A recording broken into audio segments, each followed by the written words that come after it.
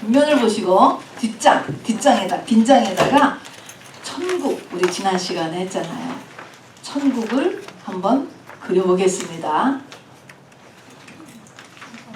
천국이 모양이 어떻다 그랬죠? 주사위 같이 생겼잖아요. 주사위 같이.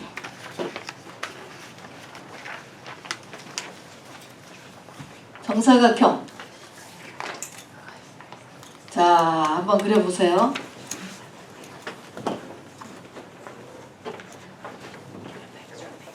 아, 색깔이 좀 별로다. 저 금색이어야 되는데.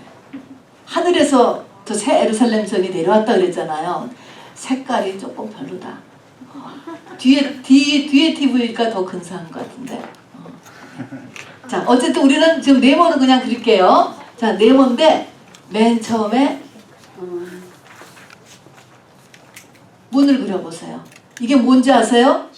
통진주. 자, 통진주 그리세요. 문. 12문 한번 그려보시기 바랍니다. 통진주.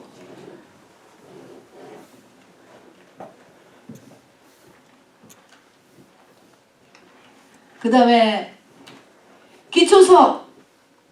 그냥 이렇게 그리는 거예요. 기초석. 자,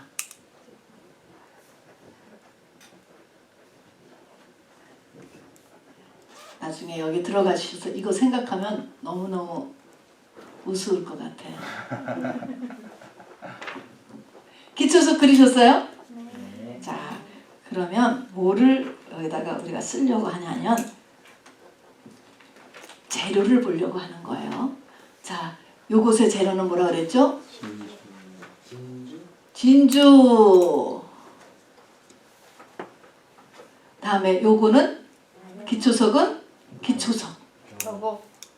기초석. 12기초석. 요 기초석. 12기초석. 12기초석은 그렇죠. 12보석이죠. 12보석. 그 다음에 요 그냥 벽이라고 생각하면 돼. 벽이 벽옥. 다이아예요. 다이아. 우리가 벽옥이라 그러면 잘 모르죠? 다이아몬드. 다이아몬드가 비치겠어요? 안 비치겠어요? 비치잖아요. 여기를 정금.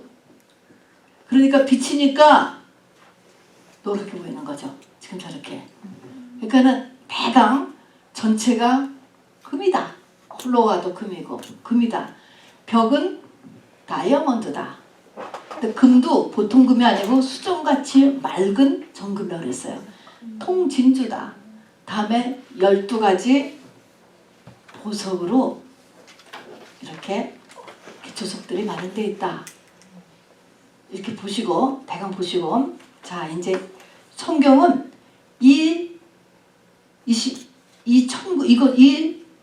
이런 입방체 이것을 새 예루살렘 성이다 이렇게 이야기하고, 새 하늘과 새 땅이다. 새 하늘과 새 땅에 저게 내려오는 거야. 그래서 그냥 새 하늘과 새 땅이다 이렇게도 이야기하고, 또 저것을 천국 이렇게 얘기해요. 굉장히 다르죠. 근데 저 크기를 우리가 저렇게 보면은 저게 어느 만큼인지 저는 감각이 안 와요. 그런데 그냥 책에 있는 걸 보니까 미국 땅덩이만 하다고 그래요. 근데 미국 땅덩이를 어떻게 전체로 볼 수 있겠어요? 불가능하잖아요.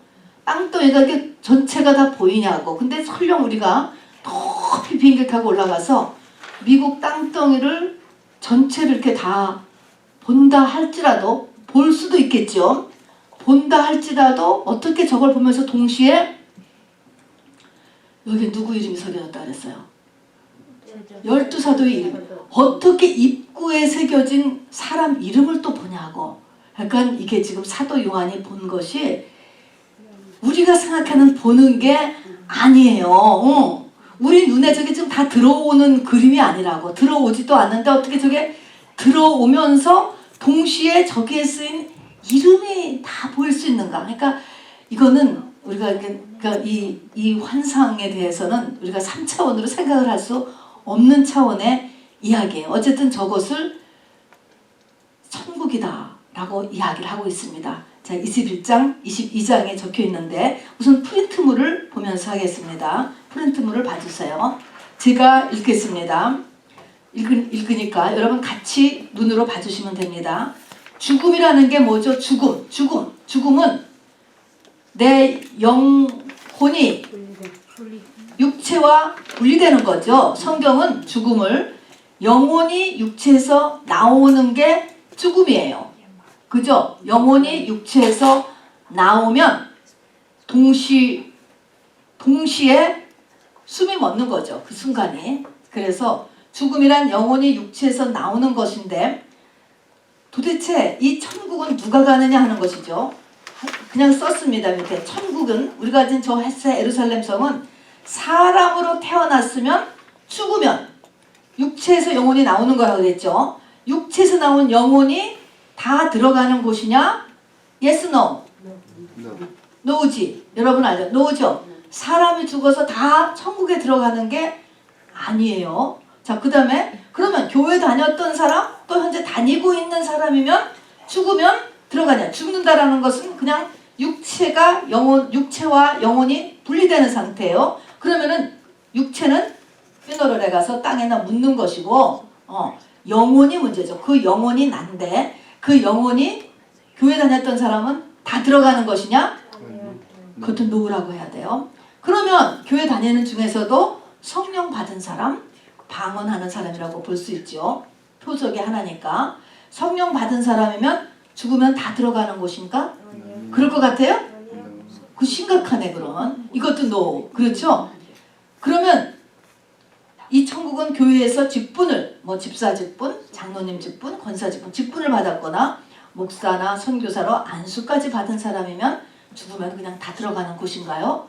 그것도 아니지. 그것도 전혀예요. 전혀. 그것도 아니에요. 자, 그러면 도대체 저 새 예루살렘 성이다 라고 이런 이름으로 묘사된 천국에 들어갈 수 있는 사람은 도대체 어떤 사람이냐라는 거예요. 어떤 사람. 그 7가지를 한번 찾아보겠습니다. 자, 맨 첫 번째. 자, 새 예루살렘 성은요. 저기 우리 그림에 있는 것처럼 가로, 세로, 높이가 똑같다. 그랬습니다. 그냥 정사각형. 뭐죠? 정사각형이다. 이것의 의미가 뭐예요? 왜 새 예루살렘 성은 정사각형이지? 그렇죠. 우린 다 알지요. 그래서 우리가 성경이 하나님을 만나는 최초의 장소로 가르쳐준 게 성전이었습니다. 성막이죠. 근데 성막에 성전 뜰이 있고 성소가 있고 지성소가 있는데 지성소가 사각형이에요. 딱 사각형. 그래서 우리의 신앙이 지성소 신앙이 된 사람이 들어가는 거로구나라는 거를 이야기해주고 있습니다. 그러면 지성소 신앙은 어떤 신앙이에요? 지성소에 들어가려면 뭐가 가로막혀 있다고 그랬죠? 휘장이 가로막혀 있다고 그랬죠. 휘장은 뭐라고 그랬죠? 우리의 육체다.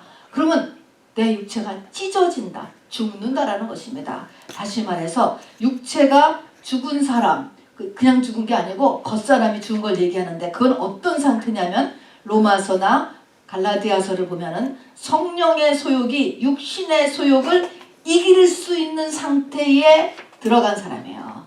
자, 그러면 내 속에 성령을 받은 사람은 성령의 소욕과 육신의 소욕이 둘이 서로 싸운다는 것부터 알아야지 돼. 이 속에 갈등이 있다. 육신의 소욕은 말이 육신의 소욕이 내 마음이야, 내 마음. 내가 하고 싶은 대로 하는 거예요. 막 일어나는 어떤 감정들이에요. 증상들이에요. 하고 싶은 것. 이 육신의 소욕이에요. 내 겉사람이 원하는 것들이에요. 내가 원하는 거 한마디로. 이것과 또 한쪽에서 저 깊은 곳에서 성경 말씀을 기준으로 해서 너 그거 아니다 라고 하는 음성이 들려온다고요. 그게 성령의 소욕이에요. 이 2가지가 있는데 이 2가지 중에서 성령의 소욕이 육신의 소욕을 이기는 상태까지 간 사람이라는 것입니다. 이런 사람은 다른 말로 하면 표현이 하나님의 뜻대로 사는 사람이에요. 크고 작은 일에서 내 뜻과 하나님의 뜻이 있는데 하나님의 뜻대로 내가 쫓아갈 수 있고 하나님의 뜻대로 내가 추구를 할 수 있는 사람이라는 것입니다. 그리고 또 하나님을 기쁘시게 하는 자다. 이것도 하나님을 기쁘시게 하자고 나를 기쁘게 할 수 있잖아요. 내가 나를 기쁘신 쪽을 택할 것이냐 나를 기쁘게 하는 쪽, 하나님을 기쁘시게 하는 쪽을 택할 것이냐. 요거를 생각을 할 줄 알아야 돼. 이게 일단 구별이 안 되면 안 돼. 그래서 구별을 한 다음에 내가 이기고 하나님을 기쁘시게 하는 쪽으로 선택을 해서 그렇게 나가는 쪽, 요것이 우리가 10번 하면은 9번 졌다가 8번 졌다가 계속해서 나중에는 거의 100% 그렇게 쫓아갈 수 있어야 되는 거예요. 하나님은 무엇을 기뻐하실까 생각하고 응답을 얻고 내가 그쪽으로 행하고 이게 되는 사람이어야 된다는 것입니다. 요게 지성소 신앙이에요. 한마디로. 두 번째는 이 성의 크기가 가로 세로 높이가 정해져 있어요. 성경에 보니까 이 크기가 정해져 있다라고 하는 의미가 뭐냐? 우리가 요즘도 코로나 때문에 커피시티 몇 명 들어갔을 때 이런 거가 있잖아요. 그런 것처럼 저기도 크기가 정해져 있다라고 하는 것은 들어가는 숫자가 정해져 있다는 것입니다. 학자들에 따르면 저런 새 예루살렘 성이 한 개가 아니고 굉장히 여러 개일 것이다 라고 이야기하는 분들도 있어요. 왜냐면 어쨌든 간에 저게 이렇게 크기가 정해져 있다는 것은 들어가는 숫자가 정해져 있다. 그러면 이 성 안에 들어간 사람의 숫자가 찾으면 인류 역사는 끝나는 거예요. 하나님은 그게 원하는 거니까. 저 안에 들어가는 사람은 누구일까? 하나님의 사랑의 대상자들, 사랑하는 사람. 누구 사랑하지? 우리가 남편, 아내, 자녀. 이게 하나님의 자녀, 또 신부, 이게 다 가족을 사랑하잖아요. 그래서 하나님의 사랑하는 자, 하나님의 사랑의 대상자의 숫자를 다 만들면 인류 역사는 끝나는 거예요. 지금 거의 다 차 가지고 있습니다. 자, 그 다음에는 성의 문과 성의 기초석에는 12사도의 여기 통진주에 문패가 있어요. 문패. 요즘은 문패가 없죠. 한국에 가면 문패라는 게 있어요. 조그맣게 집주인 이름을 새겨놓는다고요. 그리고 기초석에는 새겨놨다고 그랬어요. 여기에 12사도의 이름이 이렇게 새겨져 있다. 그 말은 무슨 말이죠? 그게 12사도 내 집이다 그런 거잖아요. 그 말은 뭐예요? 우리가 저기 들어가려면 12사도와 같은 순교적인 믿음을 가져야만 들어간다는 것입니다. 우리의 이름도 여기에 다 새겨져 있을 거예요. 새겨져 있어야만 해요. 근데 그 말의 의미는 그런 12사도 같은 믿음을 가지고 있어야 된다라고 하는 것입니다. 그 다음에 이제 성의 4가지 건축 재료, 진주, 정금, 벽옥 12가지 보석으로 되어 있습니다. 우리 했지만 진주는 뭐를 통해서 우리가 진주가 생긴다고 그랬죠? 조개 속에 들어온 조개가 받은 상처고 상처 때문에 자기를 보호하려고 진을 내뿜어서 그 상처를 갖다가 상처를 향해서 들어온 모래알을 향해서 공격 살으려고 그러다 보니까 그 모래알이 진주가 됐잖아. 저렇게 이 조개의 속살이 얼마나 고운지 우리같이 정말로 다 영적인 사람들인 거예요. 영적으로 예민한 사람들이 상처를 잘 받아요. 더. 그런데 그것을 스스로 보호하기 위해서 진주, 상처가 필요한 것이고요. 정금이라고 그랬어요. 그냥 금이 아니고 금은 어떻게 생겼냐면 돌에 섞여 있다고 합니다. 여러분 금이 섞여 있는 돌 보셨어요? 그 돌을 가지고 용광로에 집어넣는 거예요. 그러면 불을 확 올리면 그 돌 가운데서 금이 떨어지는 거야. 뚝뚝 떨어지는 거야. 그래서 한번 확 불에서 다 떨어져. 근데 그 중에 떨어진 금, 그것이 한 번 불 통과하는 거야. 그것이 18번을 불을 통과시키면 18K 금, 24번을 통과시키면은 24K 금 해서 거의 정금 99.9% 순도하는 것은 24K 하면은 우리가 가장 좋은 퀄리티의 금으로 치는 거예요. 그러면 이 금이 섞인 돌이 몇 번 용광로에 들어갔다 나왔어요? 24번. 불은 뭐예요? 불같은 환란이에요. 그 불같은 환란을 24번 들어갔다 나오니까 그 이상을 들어갔다 나오니까 정금이 된 것입니다. 자, 그러니까 이래서 정금이 되었어요. 진주는 아까 봤듯이 저렇게 끔찍한 이 그야말로 조개의 진액이에요. 정금은 내가 24번을 풀 속에 들어갔다 나왔어야 돼요. 다음에 벽옥이나 밑에 12보석이나 다 화산이 폭발하는 근처에서 일어나는 것인데 벼곡 다이아몬드는 굉장히 강하대요. 이 다이아몬드 같이 강한 게 없다는데요. 그래서 다이아몬드로 뭐를 자른대요. 그렇게 강한 것이래. 그러니까 사람이 저렇게 강해져야 돼. 다이아같이 강해지려면은 강해져야 된다는 거야. 그만큼 연단을 받아서. 그리고 12보석은 이 화산이 폭발할 때 열과 압력과 견딤이 동시다발적으로 일어나는 거야. 열도 일어나고 눌림도 일어나고 그리고 또 오래 견디고 이런 것들이 동시다발적으로 있으면서 흙이나 돌이 보석으로 변하는 거야. 다 이 보석이라고 하는 것은 전부 다 뭐 통해서 만들어져요? 고난이야. 전부 다 고난 통해서, 아주 극한 고난 통해서 만들어져요. 근데 한번 의미를 보시기 바랍니다. 전부 다 이 새 예루살렘 성 천국은 전체가 다 보석이야.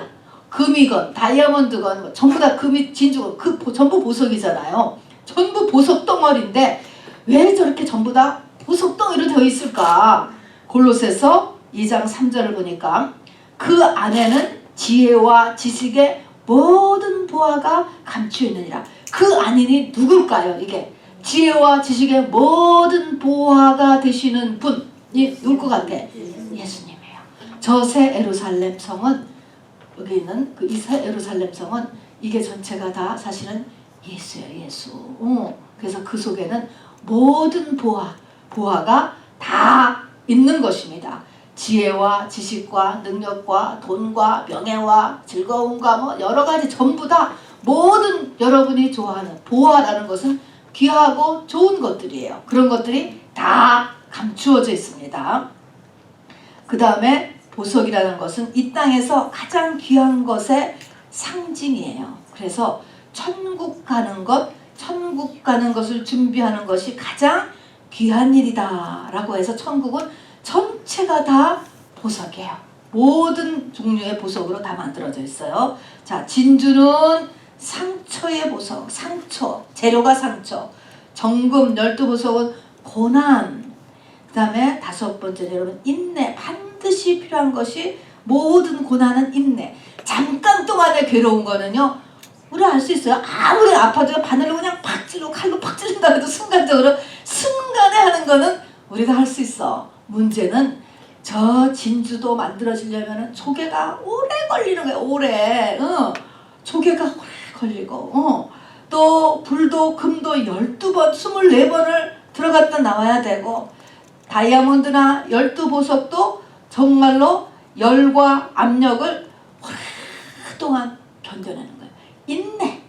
믿음은 인내요, 여러분. 이 인내라고 하는 팩터가 빠지면 믿음이라는 것이 생겨나질 않아요, 여러분. 그래서 심지가 굳어야 되는 거예요. 이랬다 저랬다를 잘하는 사람은 아무것도 못해. 그래서 얼마나 인내가 필요해. 고난 그리고 인내요. 이렇게 또 견디고 또 견디고 또 견디고. 그래서 하나님의 12보석은 보면 결국은 이것이 하나님의 성품이에요. 성품. 하나님의 온유한 성품, 하나님의 자비한 성품, 또 하나님의 사랑의 성품, 모든 하나님의 성품을 이게 나타내요. 그러니까 그런 모습입니다. 그래서 그 다음에 성의 이 껍은 벼곡이요, 다이아몬드고, 또 바닥은 수정같이 맑은 정금으로 모두 특징이 뭐냐면 투명하다는 거야. 클리어해. 다 비쳐. 다 비친다는 거지. 그 비친다고 하는 의미는 뭐예요? 겉하고 속이 같은 거예요. 겉과 속이 같다. 바리새인들은 뭐예요? 회칠한 무덤 같으다 그랬어요. 겉은 근사하겠어. 근데 속에 들어가면은 시체들이 가득 있다는 것입니다. 이런 말의 의미는 비밀이 없는 거야. 비밀.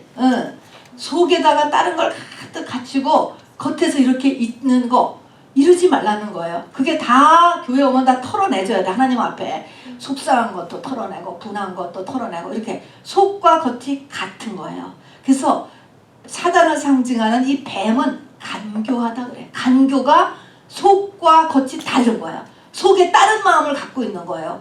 겉은 나타내고, 이걸 간교하다고 하는 것입니다. 하나님은 절대로 간교하거나 음흉하거나 겉과 속이 달라요.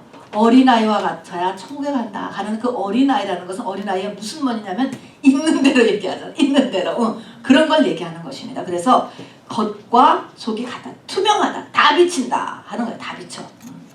다음에 계시록 21장 27절 네 구절을 한번 티태용 집사님 읽어주시겠습니까? 이제 어떤 사람이 이 새 예루살렘 성에 들어가느냐에 대한 성경 구절입니다. 쭉 읽어주세요. 무엇이든지 속된 것이나 가증한 일 또는 거짓말하는 자는 결코 그리로 들어오지 못하되 오직 어린 양의 생명책에 기록된 자들 뿐이니라. 개들과 술객들과 행음자들과 살인자들과 우상 숭배자들과 및 거짓말을 좋아하며 지어내는 자마다 성 밖에 있으리라. 이와 같이 그리스도도 많은 사람의 죄를 담당하시려고 단번에 들이신 바 되셨고 구원에 이르기에 하기 위하여 죄와 상관없이 자기를 가난한 자들에게 두 번째 나타나시리라. 자, 죄와 상관없이요. 죄와 상관없이 자기를 바라는 자들에게 재림의 주림으로 만나주십니다. 또 계속. 그 두루마기를 빠는 자들은 복이 있으니 이는 저희가 생명나무에 나아가며 문들을 통하여 성에 들어갈 권세를 얻으려 함이로다. 이 전체가 뜻하는 의미가 뭘 것 같아요?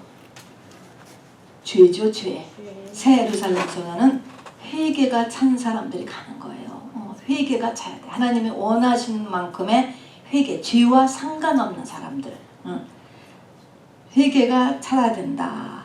다음에 7번째는 천국에는 생명나무가 있었어요. 저 안에 들어가면은 생명나무가 있고 생명수가 있고 있습니다. 근데 생명나무에는 생명나무 열매가 있잖아요. 근데 생명나무 열매를 이제 들어가서 먹으려면은 창세기 3장 24절 제가 읽겠습니다. 하나님이 그 사람을 쫓아내시고 아담과 하와요 에덴 동산 동편에 그룹과 두루 도는 화영검을 두어 생명나무의 길을 지키게 하시니라. 그러니까 가서 생명나무에는 열매를 먹으려면 뭐를 뚫고 가야 됩니까? 두루 도는 화영검을 뚫고 가야 돼요. 자, 그래서 의미는 뭐냐면 영적 전쟁에서 이긴 자가 들어가는 거예요. 저기는 이긴 자, 이긴 자. 자, 그러면은 와, 이 새 예루살렘 성, 이 보석성이죠. 보석성. 한마디로 하면 이 보석성의 그 모습으로 봤을 때 21장, 22장에 이 그려놓은 그 모습으로 봤을 때 이런 7가지가 돼야 들어가는 것이지 성령 받았다고 들어가는 것도 아니고 목사라고 들어가는 것도 아니네. 그죠? 그럼 이거를 여러분 지나갈 게 아니고 심각하게 쭉 보셔야지 돼요. 어떤 수준이 올라가야 죽어서 천국이라는 데를 가는 거로구나 라고 하는 것을 심각하게 볼 수 있기를 바랍니다. 자, 여기를 이제 이거를 하려면 7가지를 하려면 우리의 삶의 모습에서 신앙생활의 우리의 가치관, 삶의 원리들이 이제 우리가 알아야 됩니다. 그것이 예수님이 우리에게 비유로 말씀하셨어요. 비유라고 하는 것은요. 비유. 이 비유는 우리가 개미와 배짱이 이소부한가요? 그런 얘기를 있잖아요. 또 토끼와 거북이의 다른박질하는 거가 우리 초등학교 때 있었잖아요. 그거가 주는 메시지는 뭐예요? 간단해. 하나나 두 가지예요. 비유는요 항상 하나나 두 메시지. 토끼와 거북이가 주는 메시지는 뭐예요? 토끼와 거북이 다른박질하는 거 여러분 생각나요?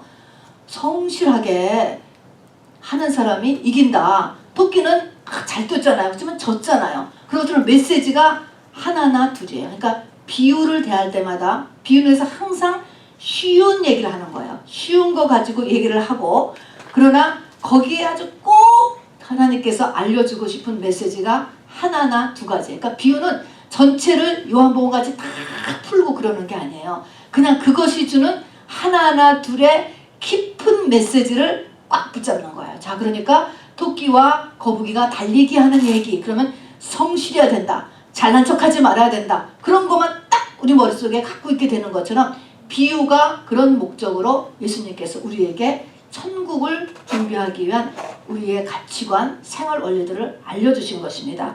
맨 첫 번째가 씨 뿌리는 비유입니다, 여러분. 씨 뿌리는 비유. 자, 성경 본문 마태복음 13장 3절에서 23절 우리 여러분은 펴시고 그리고 읽어주시기 바랍니다. 자, 첫 번째 천국을 들어가려면 두말할 것도 없이 여러분 말씀이야, 말씀. 말씀이 있어야지 천국 준비를 한다는 거예요. 저거는 성경을 모르고서는 천국 준비를 전혀 못합니다. 그래서 첫 번째 비유가 씨 뿌리는 비유고 이것이 가장 기본이 된다라고 이야기했습니다. 마태복음 13장 3절 여러분 펴주시고 우리 최지원 집사님 읽어주시기 바랍니다. 마태복음 3장부터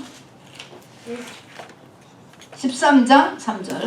예수께서 비유로 여러 가지를 그들에게 말씀하여 이르시되 씨를 뿌리는 자가 뿌리러 나가서 뿌릴새 더러는 길가에 떨어지매 새들이 와서 먹어버렸고 더러는 흙이 얕은 돌밭에 떨어지매 흙이 깊지 아니하므로 곧 싹이 나오나 해가 돋은 후에 타서 뿌리가 없으므로 말랐고 더러는 가시떨기 위에 떨어지매 가시가 자라서 기운을 막았고 더러는 좋은 땅에 떨어지매 어떤 것은 100배 어떤 것은 60배 어떤 것은 30배의 결실을 하였느니라.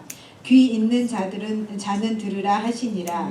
제자들이 예수께 나와 이르되 어찌하여 그들에게 비유로 말씀하시나이까. 대답하여 이르시되 천국의 비밀을 아는 것이 너희에게는 허락되었으나 그들에게는 아니 되었나니 무릇 있는 자는 받아 넉넉하게 되되 없는 자는 그 있는 것도 빼앗기리라. 그러므로 내가 그들에게 비유로 말하는 것은 그들이 보아도 보지 못하며 들어도 듣지 못하며 깨닫지 못함이니라. 이사야의 예언이 그들에게 이루어졌으니 일렀으되 너희가 듣기는 들어도 깨닫지 못할 것이요 보기는 보아도 알지 못하리라. 이 백성들의 마음이 완악하여져서 그 귀는 듣기에 둔하고 눈은 감았으니 이는 눈으로 보고 귀로 듣고 마음으로 깨달아 돌이켜 내게 고침을 받을까 두려워함이라 하였느니라. 그러나 너희 눈은 봄으로 너희 귀는 들음으로 복이 있도다. 내가 진실로 너희에게 이르노니 많은 선지자와 의인이 너희가 보는 것들을 보고자 하여도 보지 못하였고 너희가 듣는 것들을 듣고자 하여도 듣지 못하였느니라.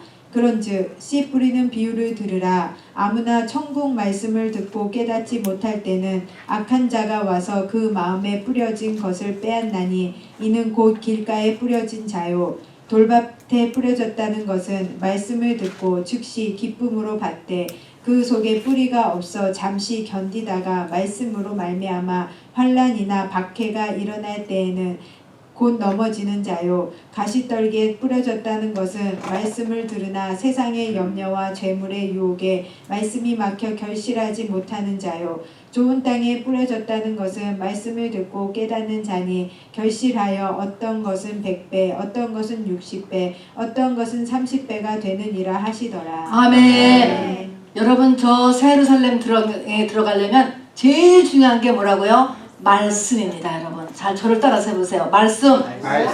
네. 그런데 이 말씀을 들어도 제가 여기서 이렇게 말씀을 해도 이 말씀에 여러분의 반응이 이제 열매를 맺기 시작하는 거예요. 말씀을 듣는데 이제 이 들은 말씀을 가지고 어떻게 하느냐. 60명을 놓고 어떤 선생님이 다 이제 뭐 우리가 매스라든가 사이언스를 가르쳐도 1등부터 65명이 생기잖아요. 이런 것처럼 반응에 따라서 달라진다라고 하는 것인데 우리가 다 알다시피 우선 해설을 좀 보세요. 이건 좀 간추려 놓은 것입니다. 내가 얼마나 천국에 들어갈 준비가 됐느냐의 첫 번째는 말씀을 듣는 일. 맞죠? 말씀 듣지 않고 성경 모르고서는 절대로 믿음 자라지 않습니다. 그런데 그 다음은 말씀에 대한 나의 반응입니다. 이 반응은 뭐 때문에 생기느냐 하면 여러분 내 마음대로 되는 게 아니에요. 그거는 뭐에 의해서 자동적으로 반응이 나오는 거예요. 뭐에 의해서? 내 마음판에 의해서 오토매티컬리 나오는 것입니다. 그럼 내 마음판이 어떠면 어떻게 반응하는데 말씀이 하나도 안 들려 도대체가. 그러면 왜 그래요? 말씀이 안 들리는 것은 내 마음판이라는 것은 마음과 생각이에요. 내 마음과 생각이 길가이기 때문에 그래요. 길가는 자전거가 다니고 자동차가 다니고 사람이 다니고 딱딱한 아스팔트야. 이런 데 씨 뿌리면 뭐 나겠어요? 그런 것처럼 내 마음이 세상이에요. 세상으로 가득 차 있으면 말씀이 들리지도 않고 또 들리지 않은 채로 말씀이 있으면 새가 와서 얼른 이 씨를 먹어버린대. 이때 새는 마귀예요. 마귀가 그 말씀 얼른 없애줘. 되는 듯 하지만 또 끝장을 못 본다는 것입니다. 그 다음에 세 번째는 세상의 염려, 걱정과 돈, 재리의 유혹. 다른 말로 하면 돈맛이에요. 돈맛, 세상맛. 세상 염려가 많은 사람, 그 다음에 돈맛을 즐기는 사람은 그 안에서 하나님 말씀이 시들어버린대. 여러분이 잘 이거를 이렇게 매니지를 해야 돼요. 이런 걸 경험할 거예요. 여러분이 이렇게 세상의 것을 막 즐기고 있을 때 하나님의 말씀이 막 살아나나 보시라고. 안 살아나게 됐어. 서로가 여기에요. 서로 반대라고. 하나님을 사랑하면, 세상을 사랑하면 하나님의 사랑이 그 안에 없다 그랬습니다. 둘이 서로 플러스 되는 성향이 아니에요. 마이너스가 되는 성향입니다. 그래서 이렇게 돈 맛을 즐기면 하나님의 말씀이 내 속에서 가라앉아요. 그래서 이런 내 마음 밭, 첫 번째 길가 같은 밭, 다음에 내 안에 귀신덩이를 가지고 있는 경우, 그 다음에 세상, 요런 것들을 내 마음에서 교정을 해야 하나님의 씨가 내 안에 잉태가 되는 거예요. 내 안에. 여기서 이제 남자 여자 사이에 잉태로 묘사를 한 거죠. 씨가 내 속에서 이제 거기서 연결어서 거기서 이제 싹이 나오기 시작하는 거죠. 그리고 싹이 나고 잎이 나고 줄기가 나고 하면서 열매를 맺는 데까지 가게 되는 거잖아요. 그러니까 가장 중요한 것은 말씀이지만 또 가장 중요한 것은 뭐예요? 내 마음 상태예요.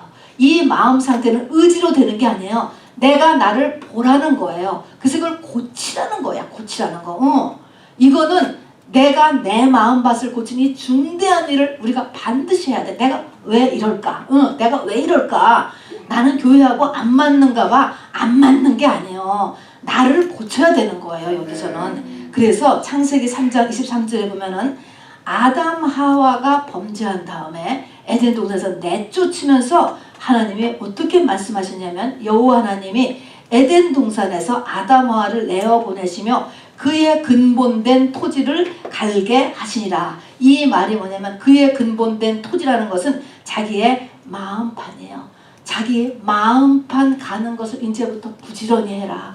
하나님은요 끊임없이 말씀을 던져요. 하나님은요 하나님의 종을 끊임없이 세우고 어떤 형태든지 마음을 이 말씀을 씨를 뿌리려고 계속 하시는데 뭐예요?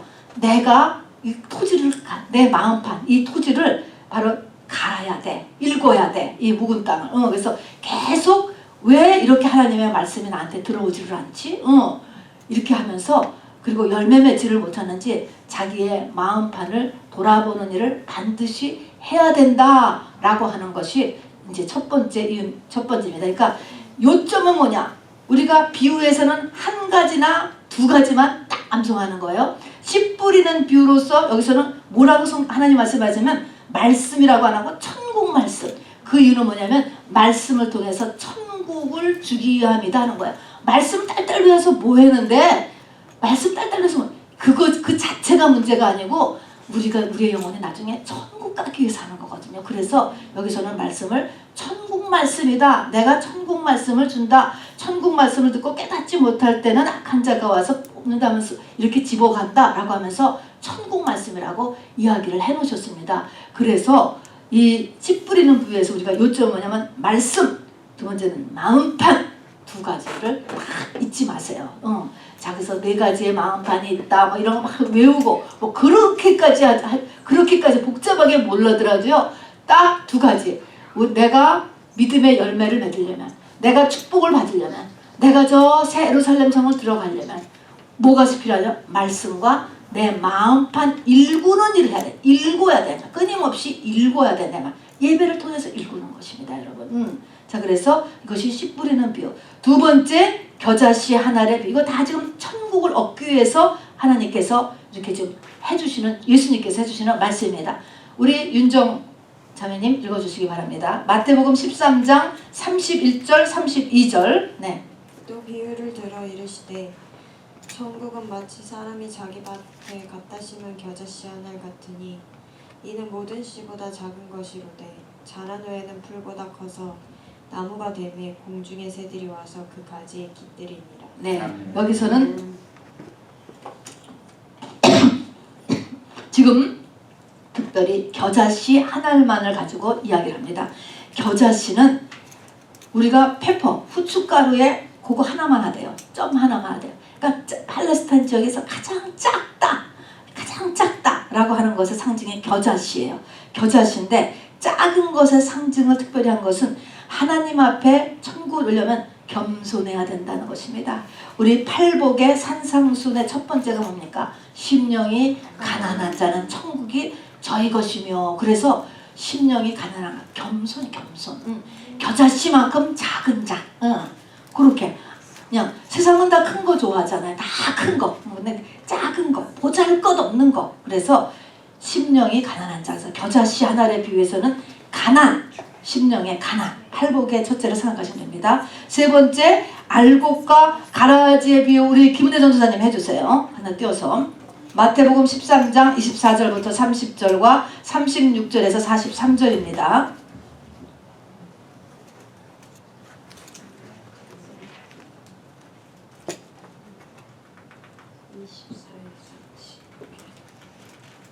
예수께서 그들 앞에 또 비유를 들어 이르시되 천국은 좋은 씨를 제밭에 뿌린 사람과 같으니 사람들이 잘 때에 그 원수가 와서 곡식 가운데 가라지를 덧뿌리고 갔더니 싹이 나고 결실할 때에 가라지도 보이거늘 집주인의 종들이 와서 말하되 주여 밭에 좋은 씨를 뿌리지 아니하였나이까? 그런데 가라지가 어디서 생겼나이까? 주인이 이르되 원수가 이렇게 하였구나.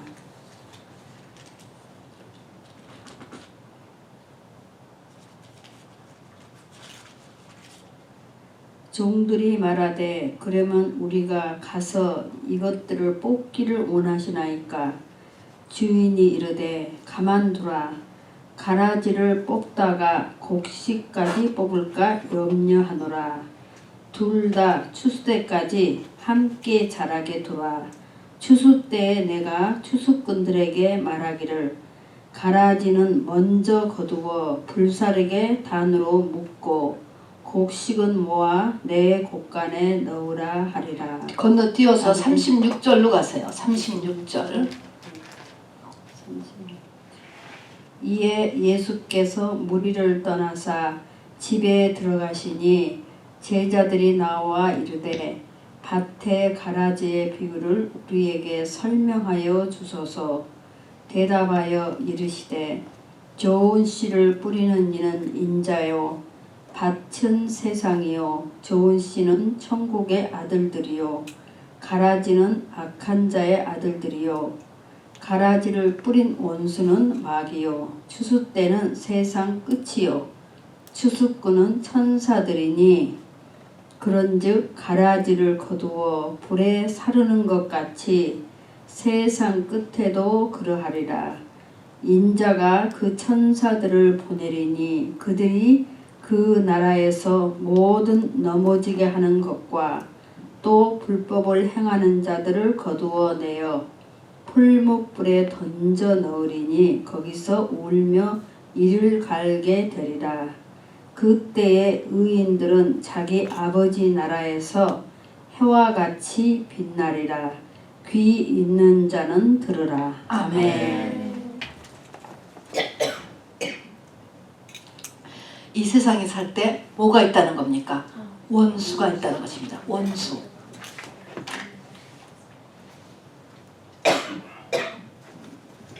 그래서 우리에게는 원수가 늘 활동하고 있습니다. 예수님은 하나님은 저렇게 씨를 뿌리지만 원수도 또 계속 가라지를 뿌린다 그랬어요. 원수는 원수의 마음을 또 계속 뿌린단 말입니다. 그래서 성령을 받으면 레위기서에 보면은 오른쪽 귀와 오른쪽 손가락과 오른쪽 엄지발가락에 피를 발랐죠? 그리고 기름을 발랐죠? 했듯이 세상과 분리된 삶을 반드시 살아라 그랬습니다. 끊임없이 원수가 뿌리고 있기 때문에 원수의 것들을. 자, 그래서 뿌리지 않으면 어떻게 될까요? 곧 귀신이 따라붙어요. 그래서 여러분이 듣는 거, 보는 거, 가는 거, 하는 거를 합당치 않으면 곧 어둠의 세력이 여러분을 쫓아온다는 것을 잊어버리면 안 돼요. 쫓아오는 거예요. 자, 그래서 또 따라붙어요. 그래서 원수가 활동하고 있기 때문에.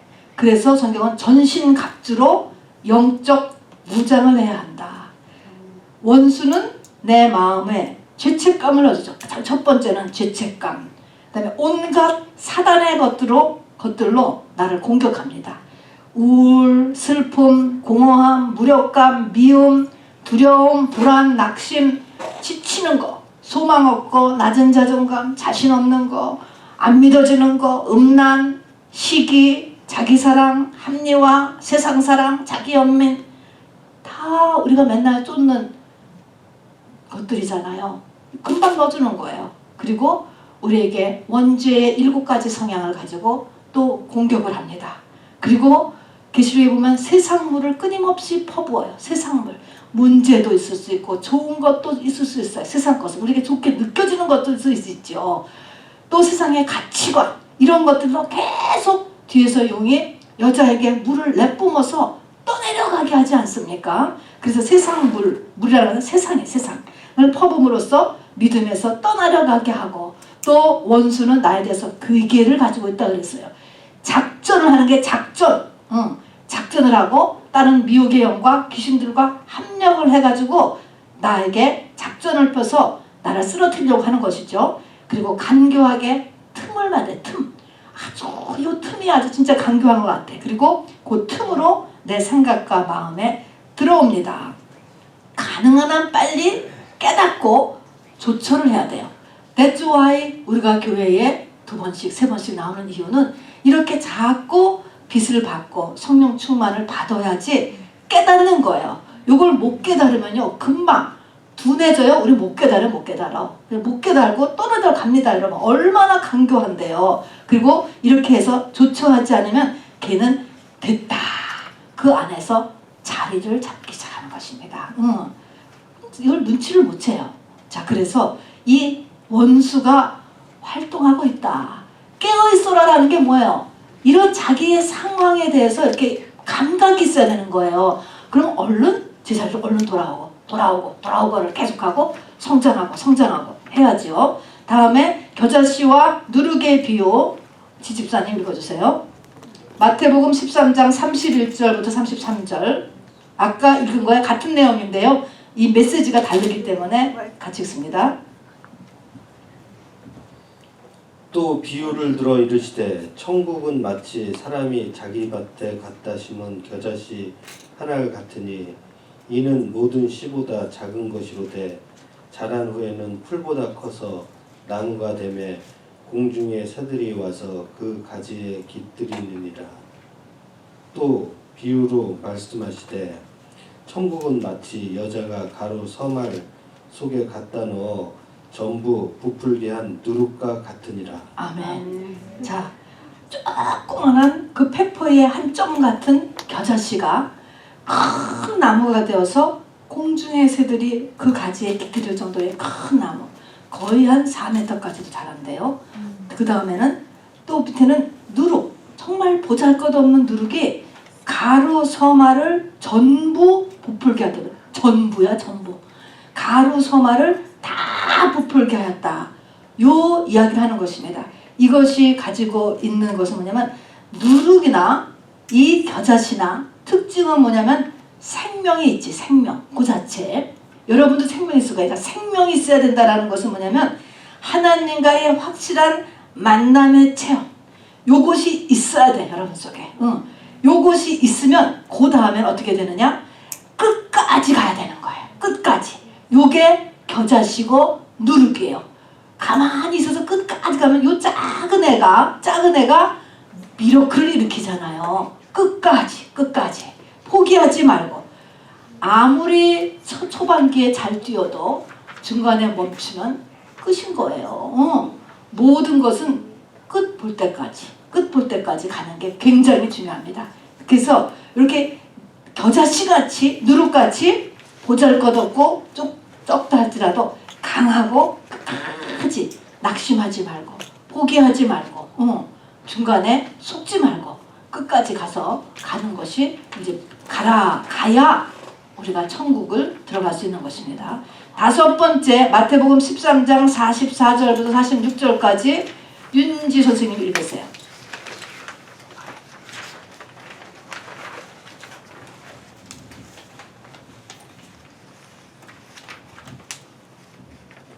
천국은 마치 밭에 감추인 보화와 같으니 사람이 이를 발견한 후 숨겨두고 기뻐하며 돌아가서 자기의 소유를 다 팔아 그 밭을 사느니라.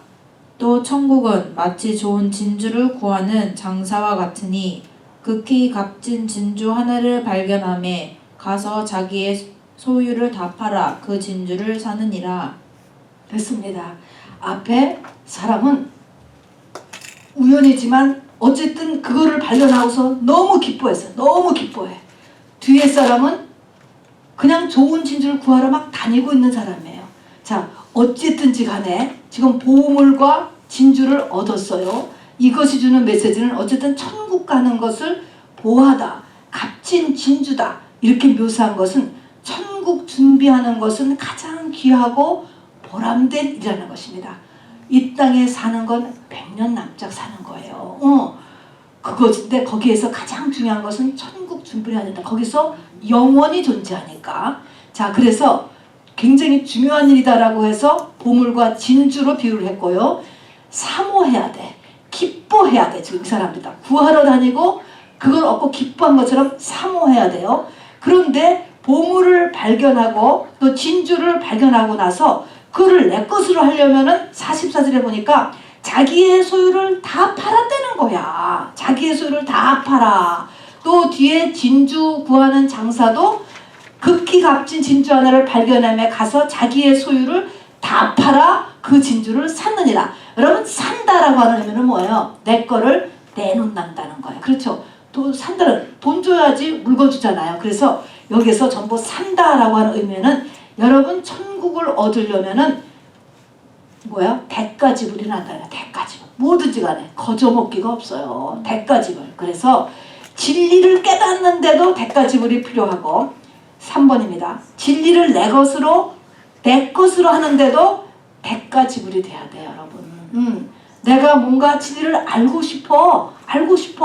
그런 사모하는 마음이 있으면 그것도 대가지불이 일어나야 돼. 뭔가 그것이 여러분이 뭐 철야를 하는 것도 대가지불이고요. 헌신하는 것도 뭔가 여러분이 하나님 앞에 내놓는 것이 있어야 된다는 것이죠. 자, 그런데 대가지불을 해야 되는구나. 사야 된다. 안약도 사야 되고 라오디게아 교회를 보니까 라오디게아 교회가 이 시대인데 전부 내놓는 걸 싫어하거든요. 그래서 전부 다 안약도 사야 되고 옷도 사야 되고 다 사라 그랬잖아요. 근데 대가지불을 하는데 이게 웬만큼은 우리가 할 수도 있죠. 근데 여기 보니까 어느 때는 다 팔아래. 다 팔어. 자기 거를 다 팔아서 구했습니다.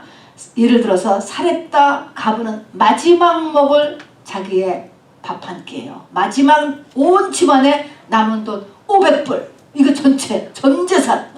이거 그냥 다 하나님 앞에 내어놓아버린 그런 상태죠. 사렙다 가부 그거를 다 파는 거예요. 다 팔았을 때 사렙다 가부가 이제 엘리야 선지자에 의해서 그 재정이 떨어지지 않고 살았던 것이 나오고, 그다음에 부자 청년이 있어요. 부자 청년도 하나님께서 예수님께서 딱 뒤다 밀었어. 뭘 뒤다 밀었죠?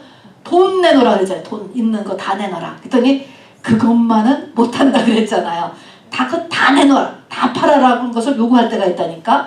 그래서 부자 청년은 재물을 놓지 못하여서 구원이 중단되었어요. 그래서 그때부터 이름이 없어. 그것에 비해서 12제자는 모든 것을 다 버리고 주를 조춤으로 새 예루살렘 성의 주인이 되었잖아요. 이름을 썼잖아요. 그래서 어느 때 하나님이 우리에게 다 요구할 때가 있어요. 다 요구할 때.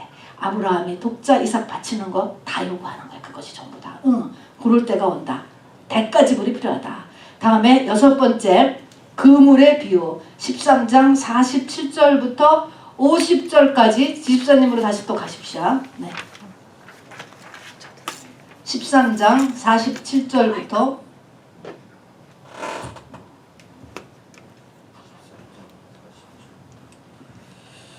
또 천국은 마치 바다에 치고 각종 물고기를 모는 그물과 같으니 그물에 가득함에 물가로 끌어내고 앉아서 좋은 것은 그릇에 담고 못된 것은 내버리느니라. 세상 끝에도 이러하니라. 천사들이 와서 의인 중에서 악인을 갈라내어 풀무불에 던져 넣으리니 거기서 울며 이를 갈리라. 놀랍죠? 자, 여기 보세요. 이제 설명한 거를 보시기 바랍니다. 성경은 세상을, 바다를 세상으로 이렇게 봐요. 늘 출렁이죠. 자, 그런데 우리 저나 여러분 다 하나님의 그물에서 잡혀진 피시들이에요. 근데 이 피시를 어느 날 하나님께서 고른다는 거야. 이 피시 중에서. 그래서 그 그릇에 담는 피시가 있고, 이건 천국 보낼 피시들이에요. 어떤 피시들은 그냥 던져버린다는 거야. 버려둔다는 거예요. 자, 그래서 어느 날부터 하나님께서 의인 중에서 악인을 골라낸다. 이때의 의인은 뭘까요? 교회만 그냥 다니는 사람이에요. 칭의라고자 하죠. 교회 다니면 의인으로 봐주는 그 의. 칭의만 갖고는 들어갈 수 없는 곳이 새 예루살렘 성이에요. 칭의만 가지고서는 이렇게 하나님께서 의인 중에서 악인을 골라낼 때 던져버리는 거예요. 악인이라는 것은 뭐죠? 악인은 선악과의 악이에요. 선악의 기준이 나인 거죠. 그래서 나라는 것이 남아있는 사람이죠. 자기 중심성이 남아있는 사람. 우리가 흔히 얘기하는 자존심 안 죽은 사람이에요. 날마다 자기를 부인하고 자기 십자가를 힘으로 우리 겉사람이 죽어야 되는 것이죠. 그래서 그러면 너무 어려워 말이. 자존심 그러면 훨씬 이해가 쉬워요. 자존심이 안 죽은 사람은 아직 악인이요. 이런 사람을 건져낸다 않는 것입니다. 그러니까 우리가 칭의만 갖고는 새 예루살렘 성에 못 들어간다는 것입니다. 다음에는 용서하지 못한 종의 비유 읽어주시기 바랍니다. 마태복음 18장 21절부터 35절. 제가 읽기 어려우세요? 아니요. 그때 베드로가 나와 이르되 주여 형제가 내게 죄를 범하면 몇 번이나 용서하여 주리이까 7번까지 하오리까. 예수께서 이르시되 내게 이르노니 7번뿐 아니라 7번을 70번까지라도 할지니라. 그러므로 천국은 그 종들과 결산하려 하던 어떤 임금과 같으니 결산할 때에 10,000달란트 빚진 자 하나를 데려오매 갚을 것이 없는지라. 주인이 명하여 그 몸과 아내와 자식들과 모든 소유를 다 팔아 갚게 하라 하니 그 종이 엎드려 절하며 이르되 내게 참으소서 다 갚으리다 하거늘 그 종의 주인이 불쌍히 여겨 놓아 보내며 그 빚을 탕감하여 주었더니 그 종이 나가서 자기에게 100데나리온 빚진 동료 한 사람을 만나 붙들어 목을 잡고 이르되 빚을 갚으라 하매 그 동료가 엎드려 간구하여 이르되 나에게 참아주소서 갚으리이다 하되 허락하지 아니하고 이에 가서 그가 빚을 갚도록 옥에 가두거늘 그 동료들이 그것을 보고 몹시 딱하게 여겨 주인에게 가서 그 일을 다 알리니 이에 주인이 그를 불러다가 말하되 악한 종아 내가 빌기에 내가 내 빚을 전부 탕감하여 주었거늘 내가 너를 불쌍히 여김과 같이 너도 내 동료를 불쌍히 여김이 마땅하지 아니하냐 하고 주인이 노하여 그 빚을 다 갚도록 그를 옥졸들에게 넘기니라. 너희가 각각 마음으로부터 형제를 용서하지 아니하며 나의 하늘 아버지께서도 너희에게 이와 같이 하시리라. 아멘. 두말할 것도 없이 용서 문제를 해결하지 못하는 사람은 새 예루살렘 성에는 못 들어갑니다. 살아있을 동안에 용서가 일어나야 됩니다. 8번째, 포도원의 품꾼 비유. 마태복음 20장 1절부터 우리 16절까지 우리 최지원 집사님 읽어주세요. 윤정씨.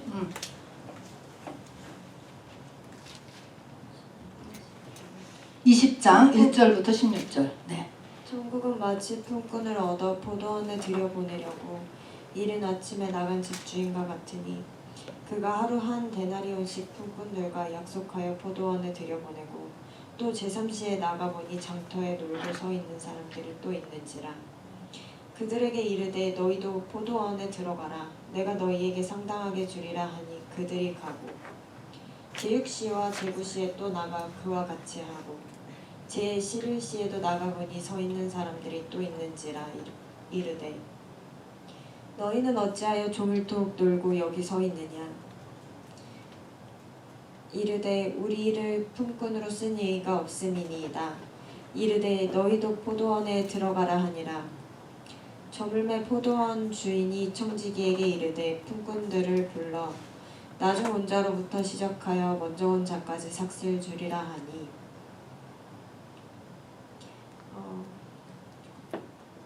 제11시에 온 자들이 와서 한 데나리온씩 받거늘 먼저 온 자들이 와서 더 받을 줄 알았더니 그들도 한 데나리온씩 받은지라.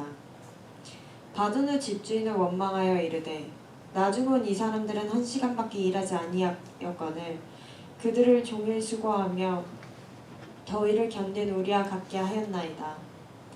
주인이 그중 한 사람에게 대답하여 이르되 친구여 내가 내게 잘못한 것이 없노라. 내가 나와 한 데나리온의 약속을 하지 아니하였느냐. 내 것이나 가지고 가라. 나중 온 이 사람에게 너와 같이 주는 것이 내 뜻이니라. 내 것을 가지고 내 뜻대로 할 것이 아니냐. 내가 선함으로 내가 악을 보느냐. 이와 같이 나중된 자로서 먼저 되고 먼저 된 자로서 나중 되리라. 네. 포도원 품꾼의 비유에서 오전 9시에 하여된 사람, 낮 12시에 하여된 사람, 오후 2시에 하여돼서 오후 3시에 끝나니까 1시간밖에 일 안 한 사람을 똑같은 임금을 준 이야기가 여기 들어와 있습니다.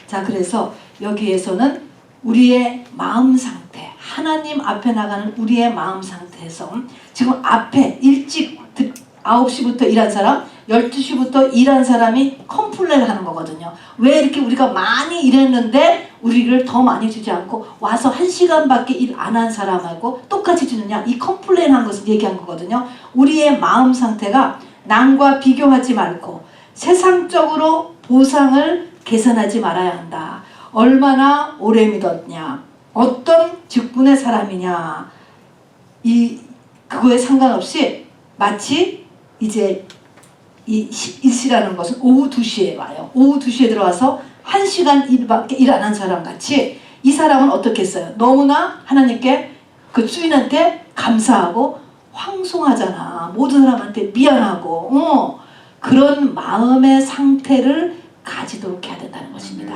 우리가 교회 다니면서 우리의 마음 상태를 얘기하는 거예요. 우리의 마음 상태가 항상 감사, 그리고 항상 하나님 앞에 황송할까? 그런 마음. 이 오후 2시, 11시예요. 이 유대인의 시간은요, 성경에 나오면 항상 플러스 3을 하면 돼. 그러면 그게 우리 현대 시간이거든요.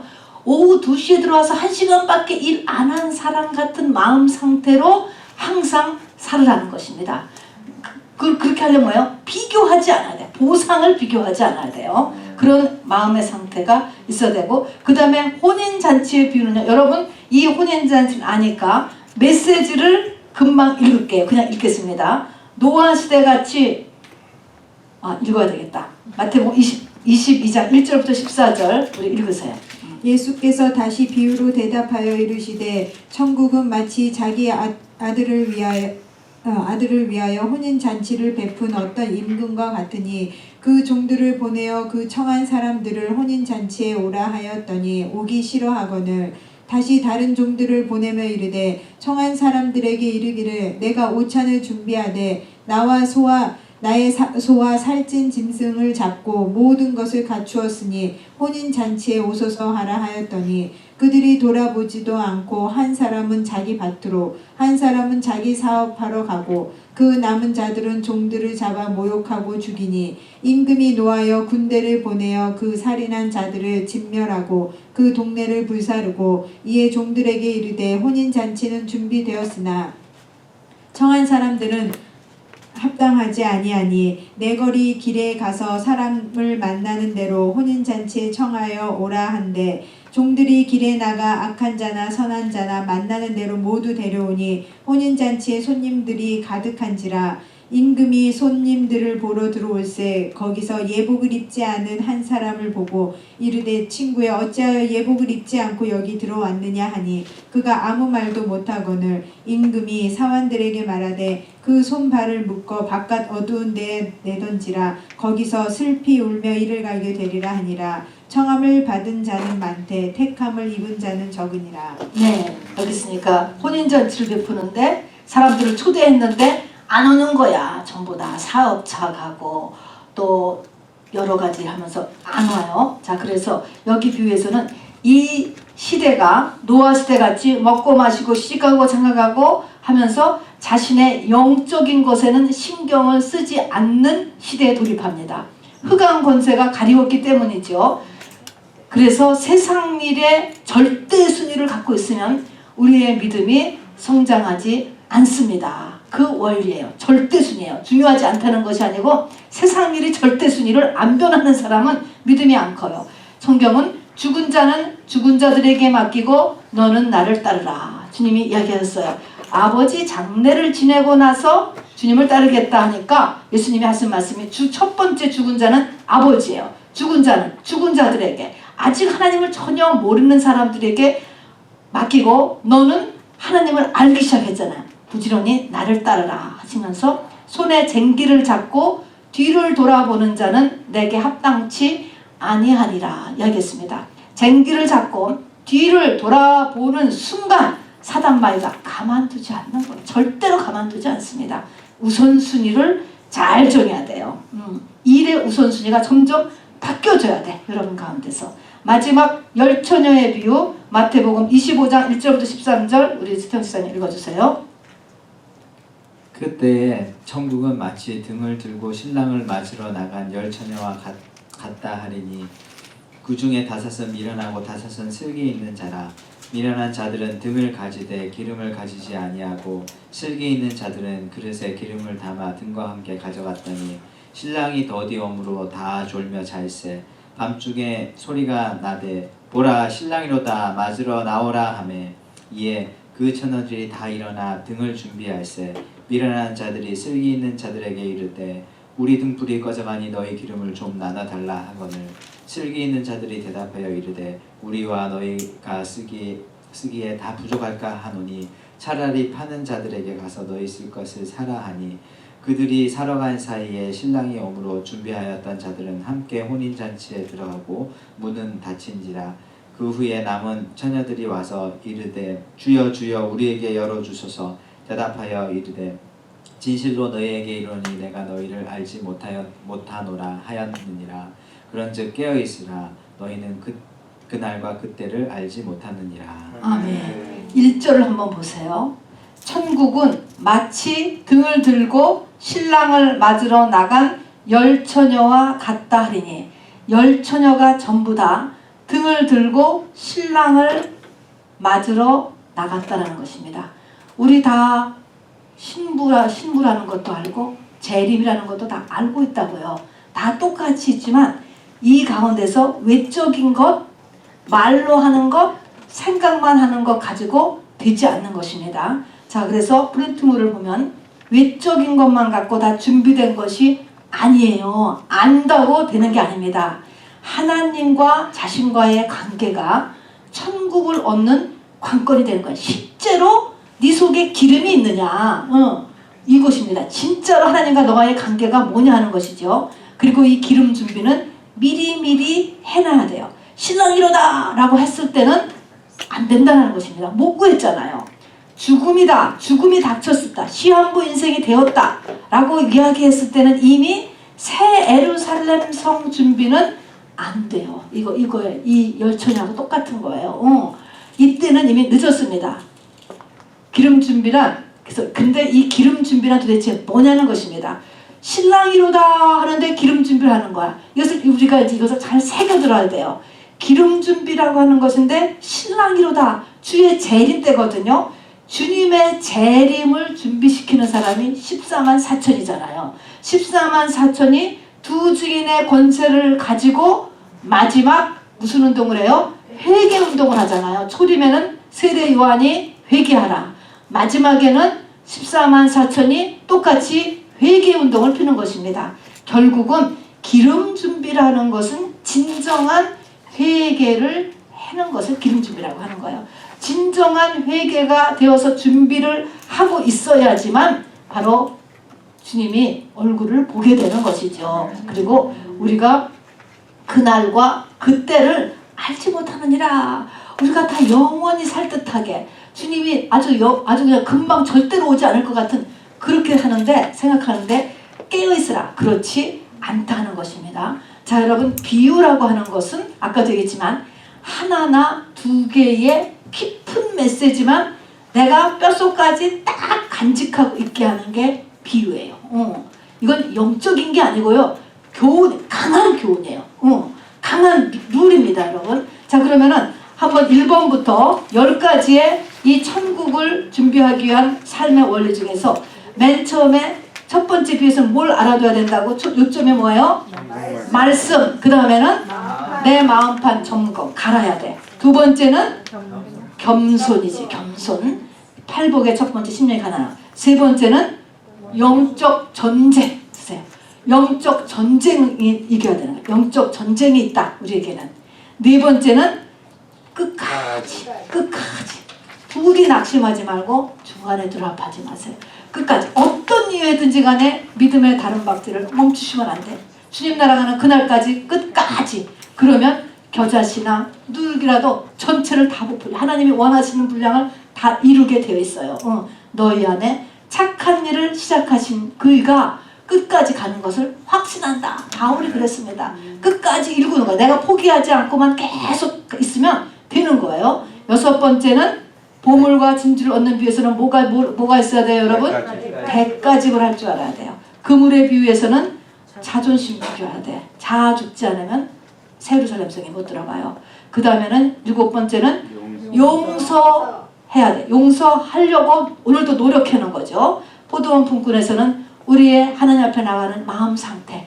내가 아무리 헌신적으로 일을 많이 했어도 그리고 옆에 사람들은 받기만 하고 나만 고생하고 그렇게 해서도 어떻게 해야 돼요? 마음에 항상 감사와 황송한 마음. 혼인잔치의 비유에서는 내 삶의 우선순위를 잘 생각해야 돼요. 이거를 바꿔가야죠. 열처녀 비유에서는 예비하라. 신랑이로다. 그럴 때는 안 된다라는 거예요. 늦었다라는 거예요. 너 이제 사형 선고 받을 때 큰일 났어. 안 돼. 그때는. 구원은 돼. 그냥 일반 구원은 되지만 새 예루살렘 성에 들어가는 구원은 안 돼요. 늦었어요. 그래서 예비하라. 그리고 기름이라는 것은 뭐로 인해서 얻어지는 거예요? 회개로 얻어지는 것입니다. 그래서 예비해야 된다는 것과 회개가 필요구나 라는 것을 우리가 받기를 바랍니다. 여러분, 이 10가지의 새 예루살렘 성에 들어가기 위한 우리 예수님이 이 이솝과 같은 비유를 통해서 우리에게 가르쳐 주신 이 삶의 원리를 이렇게 오늘 공부하면서 여러분에게, 나에게 하나님께서 지금 하시는 말씀을 여러분의 한 가지만씩 잡으세요. 지금 하나님은 너는 지금 이거를 좀 꼭 해야 돼. 너 이거 좀 꼭 해야 돼. 여러분 그걸 꼭 한 가지 잡으세요. 지금 찾으세요. 분명히 말씀하실 거예요.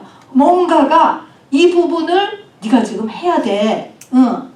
아니면 잊지 말아야 돼. 그거를 잡으신 분은 일어나세요. 그걸 위해서 기도할 거예요. 우리는 지식이 중요한 게 아니에요. 내 영혼의 성장이 필요한 것입니다, 여러분. 자, 나는 지금 무엇 그것을 지금 하나님이 여러분에게 말씀하신다니까. 그거를 잡아야 돼요. 뭔가가 자기 마음에 지금 와닿는 거. 뭐 하나 한 가지만 하면 돼. 한 가지. 그걸 다 잡으세요. 현정이